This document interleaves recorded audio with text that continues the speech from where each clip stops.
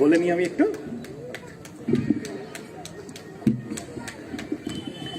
এই প্রত্যয়ের উপরেই দাঁড়িয়ে বলছি 4 তারিখ লাল আবির খেলবো, ঢাকায় আওয়াজ দিচ্ছি না। আমাদের কাজ এসবের মধ্যে দিয়ে রুজি রুটির কথাটাকে বার করে আনা। আমাদের পার্টির কাজ, আমাদের রাজনীতির কাজ। আমাদের 8,000 স্কুল বন্ধ হয়ে গেছে, আমাদের 4 লক্ষ মাধ্যমিক পরীক্ষার্থী কমে গেছে, আমাদের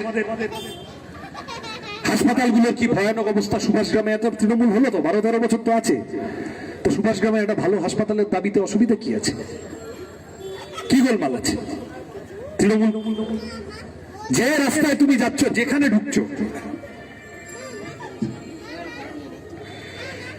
অনেক ভালোবাসি দাদা, আমি চাইছি।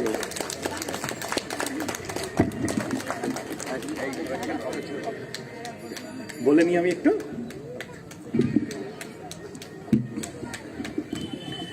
এই প্রত্যয়ের উপরেই দাঁড়িয়ে বলছি 4 তারিখ লাল আবির খেলবো, ঢাকায় আওয়াজ দিচ্ছি না।